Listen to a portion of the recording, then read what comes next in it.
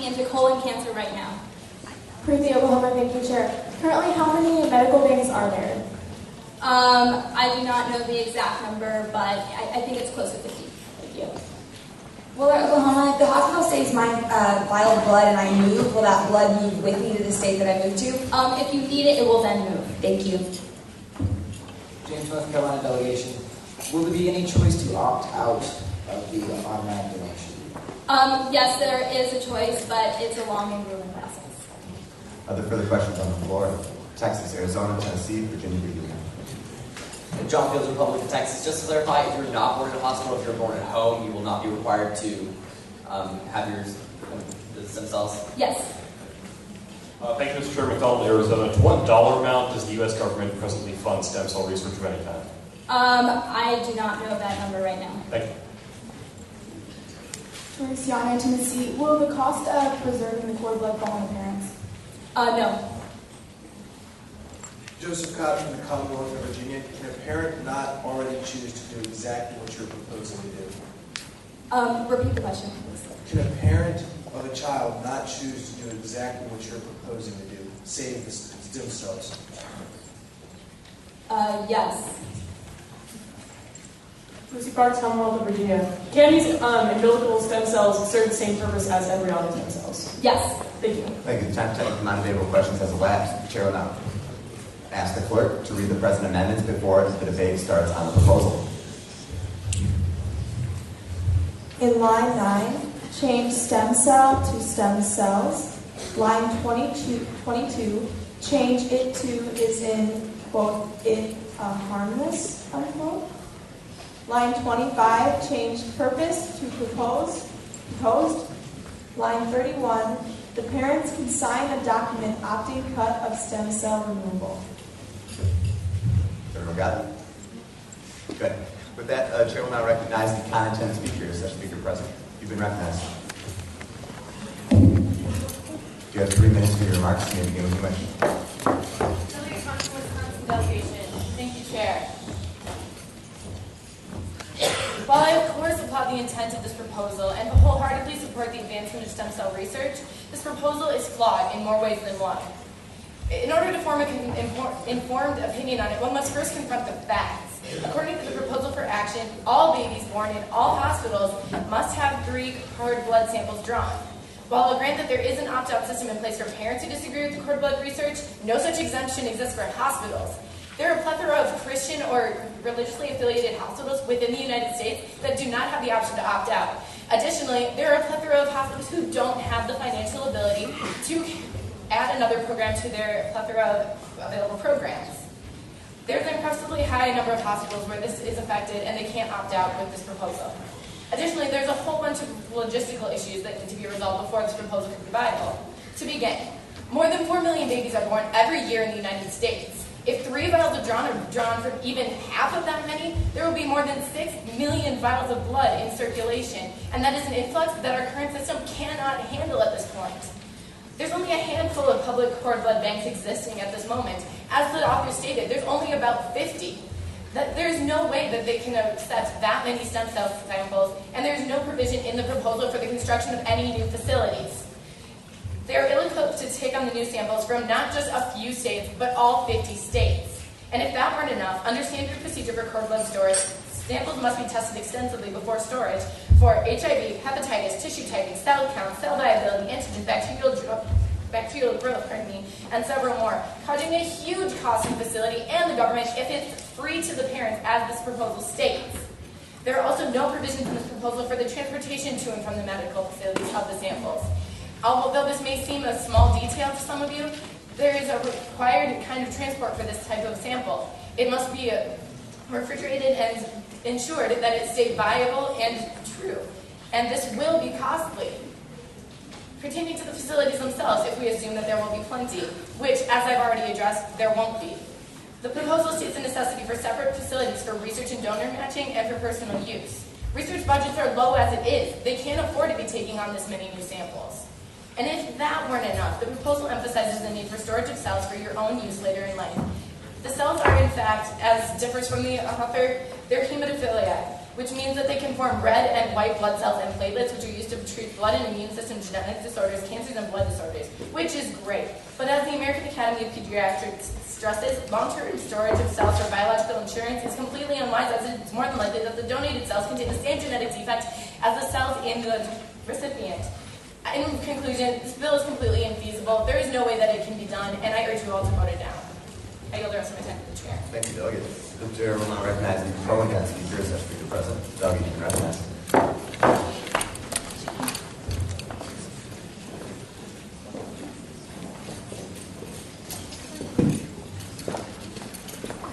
Your 2 minutes will begin when you address yourself.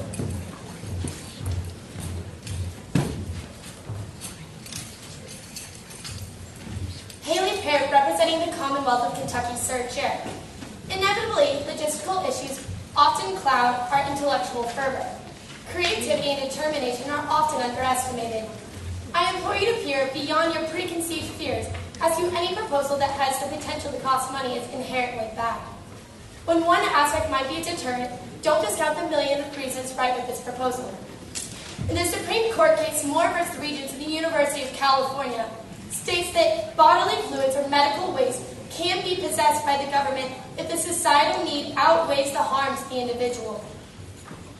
Legally, once an umbilical cord has been excreted from both bodies, it becomes medical waste. Seeing as though hospitals are currently regulated as to how to dispose of umbilical cords as medical waste, this completely negates the argument that any religious denominational hospital will neither implement this or be offended by it. Furthermore, with the opportunity to opt out, this cannot offend anyone religiously. This proposal also negates the issue of fetal stem cell research because it's addressing cord blood, which is currently federally funded, although small amounts. Let's discuss the feasibility. Stem cells have been utilized in over 70 cures to diseases according to the American Health Organization. 70 different facets of an industry which will expand tenfold due to the increased demand as a result of this proposal. Let me explain. As the increase of availability increases, the demand and the price of research will go down. This will expand our industry internationally and domestically. Don't let a preconceived notion blind you from a solution that could save over 26 million lives and increase an industry internationally that can make us billions of dollars. Your creativity outweighs your logistical issues, and your intellect should also take into account the fact that you do have determination. I yield my time. Chair will now recognize the non-intent speaker, non-intent speaker from the floor. Is the session speaker? Chair recognizes. Delegate, you can talk.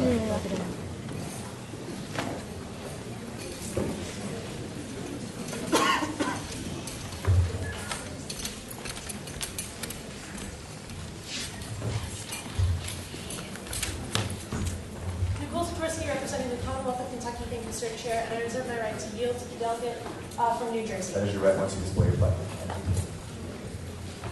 Henrietta Lacks.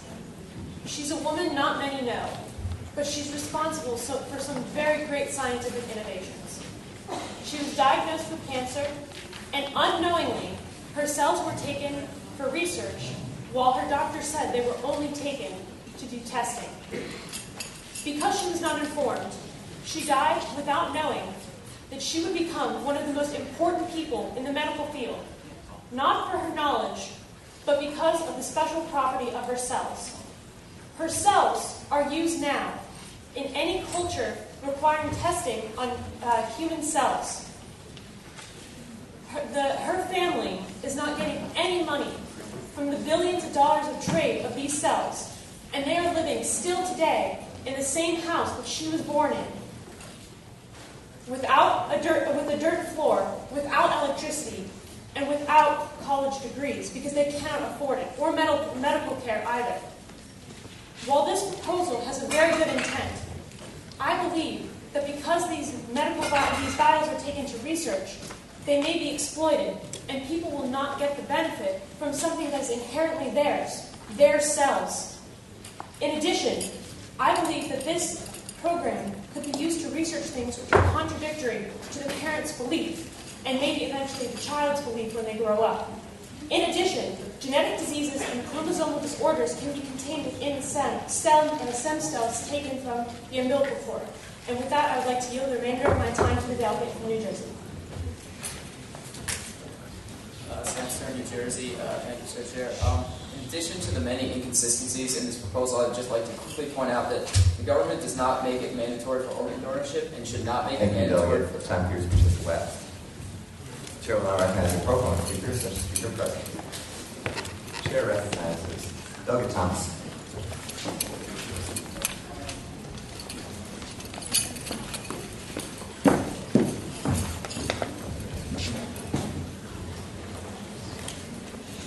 Thank you, Sir Chair. Delegate Thomas from New Mexico. I reserve my right to yield my time to the delegate from Michigan. That is right. Okay, so I just like to address a few things that were just mentioned. So the patients would be informed of what was going to be happening with their cells. Like the parents would be informed of this. So there wouldn't be any rights taken away or things that they weren't informed of. So it's not like they would be exploited in any way at all. So this really just helps medical research and would create further progress. And I mean, I don't think you can put a price on saving lives. For example, and this is something that's really personally close to me, 2 years ago, my youth and government advisor was diagnosed with lymphoma, and slowly the cancer started to go to all of her organs, and she had to undergo chemotherapy. And this was an incredibly hard process for her, and it started destroying all the cells in her body. The only reason that woman is alive today is because of stem cells. That is the only reason that she is alive today, and I do not believe that you can put a price on that. I now yield my time to the delegate. Speaker of Mission Delegation. First of all, making gold out of somebody else's trash, that is an exploitation. Ladies and gentlemen, that is simply ingeniousness. Because rather than using scarce resources that people actually value, you are instead using things that are about to be thrown away. Ladies and gentlemen, in every state that organ donation is opt-in, the average is approximately 20% of the people are organ donors, where it is opt-out, the average is about 70-80%. I don't think that that's a cultural difference. I think that's a bunch of people who care too little to either opt-in or opt-out, because nobody really cares enough to sign any of those forms. Ladies and gentlemen, although the logistical problems are valid ones, those are problems that can be addressed with funding. Those are not things that those should not stand in the way of the fundamental idea, which is using things which are currently being thrown away to save lives and advance medical research. Thank you. I yield the remainder of my time to the chair. Thank you, Delegate. Amendments are now in order. Chair will now recognize the non-speakers, such as Speaker President. Chair recognizes Sims from Alabama.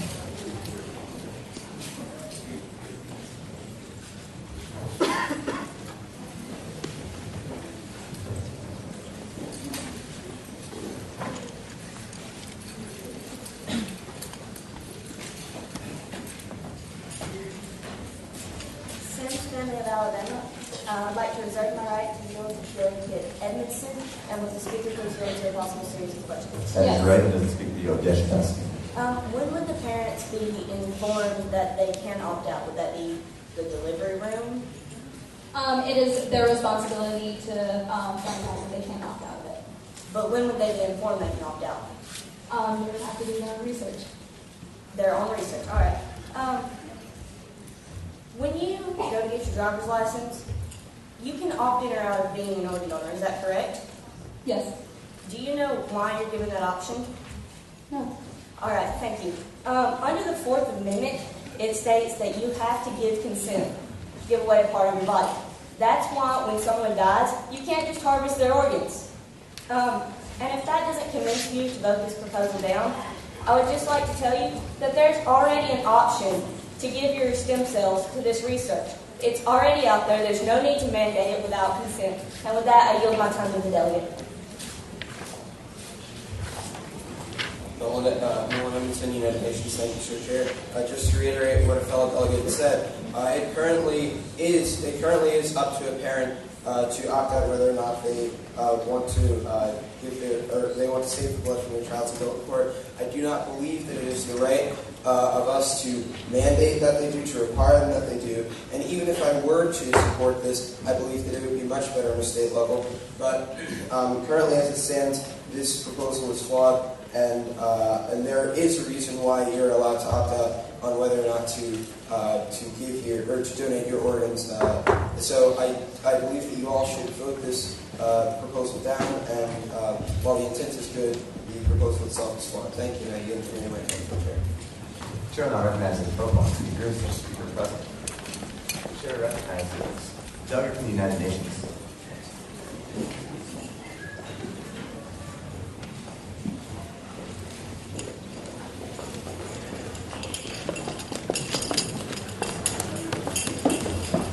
Fast for the quorum. Rachel Maldonado, United Nations. Thank you, Sir Chair. I would just like to state that I think that stem cell research is immensely beneficial for all people involved. I think that in the event that something were to happen later on in life, it is so beneficial to have them if you need it, have the blood if you need it. I'd also just like to reiterate that in the proposal, it does state that you can opt out of this program. It is not definite, so I would just like to reinforce that. Also, in the proposal, it says that 80% are unavailable to stem cell research. So in taking these vials of blood when you're first born, you are offering the help to other people that need it. So with that, I yield the remainder of my time to the chair.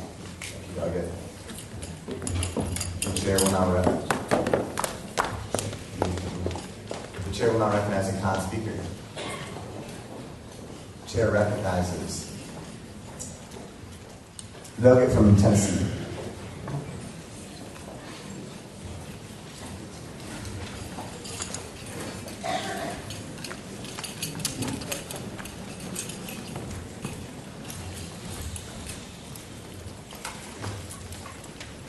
Correspondent Tennessee Mary, for the remainder of my time to You were reserving that right, that is right. Stem cell research is a really, really good thing to do. However, we can't require this of all people. First of all, there are about 4 million babies born a year. And the initial cost to save umbilical cords is about $500 per person. That's a low estimate. Sometimes it can be up to $1,000. That runs out to about $2 million a year that are going to be costs on the government. And if only 3.5 million save cord blood because 500,000 opt out, that's still $1.75 billion a year. That's a lot of money. There's also renewal costs. People have to pay currently around $100 a year to preserve the cord blood that they've already saved. That is a lot of money. People can currently preserve their children's cord blood if they want to. So it's already optional. It's something they can do. People can donate it to science. They can save it for if their kid is sick later on. And then also, it's hard to opt out of something when you don't know you can opt out. And so if we're not even informing people they can opt out, it's really hard for them to do that. So I yield the remainder of my time. Thank you, Delegate. Thank you, Chair. Luis Gomes from the Republic of Texas. I agree with the proposal. It's a great proposal. However, I disagree with making it mandatory. Me being Christian, I would completely disagree if my wife is forced to donate her blood, which we believe only Jesus Christ is the owner of. It is not fair that we have to go through a long process in order to reserve our right that is given to us in our Constitution, in order to ensure that our blood is not given to anyone else. That option is available for those who want it. That if they want to get their blood, they should do the research, not us who have the right to go against that. Thank you. Thank you, Delegate. By your actions, you yield your remaining time to the chair. Time for debate on this proposal has come to an end. So move to the author's summation, which stands for 4 minutes and 30 seconds. You may begin when you wish. Thank you, Sir Chair. Alyssa Ortega from Nuevo Mexico. With 99% of all umbilical cords put in medical waste, there is no reason to throw away valuable stem cells. There is absolutely no moral controversy to stem cell research, since there is a better and moral way to collect stem cells. I have grown up Catholic, and I can tell you that the only reason they are frowned upon is because stem cells were taken from aborted fetuses. So, with that being said, I can tell you that there are no hospitals that are against stem cells taken from cord blood. Also, it will not cost hospitals any money. It will also create jobs, since we're always complaining about jobs being created. Well, what better way than to create it in the medical field where they can last a long time. Also, we will make the money back by taxes being imposed on treatments and patents that are found on new discoveries.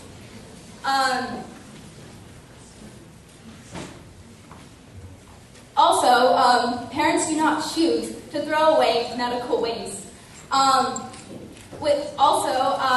Stem cells are also a lot different than organs.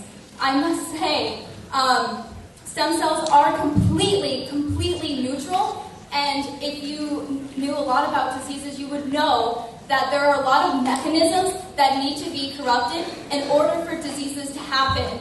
And so the concern of disease being passed to a person is absolutely not a concern.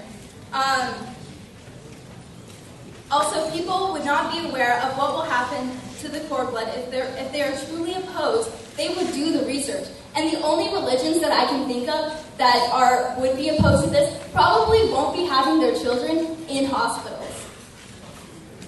The possibilities of stem cells are endless. Medicine is closer to generating an organ from stem cells than it is from making a mechanical organ. We are already forming tissue for burn victims. Stem cells are a hopeful treatment for lymphatic cancers. People who have Parkinson's disease, like my grandmother did, are now offered treatment and promise of a future cure. Stem cells can be an alternative to painful and risky bone marrow transplants. For the future, the risk of donor graft disease can be greatly reduced by offering patients their own stem cells because the HLA will be a complete match. I now want everyone to imagine someone they are close to who suffered or suffers from a cancer, an autoimmune disease, or needs an organ donation. Chances are everyone in this room knows someone who does or did. My grandma died from Parkinson's, and my grandpa died from colon cancer. And I want you to think of how the person you know treatment could have been different. I now want you to think of the future for a better treatment that is close to a cure or a cure itself. I want you to imagine that for the person you know, as well as the other people who suffer from that disease. I urge you to vote pro for my proposal because it is necessary and proper that we offer Americans revolutionary medical treatment. Thank you. Thank you, author. By your actions, you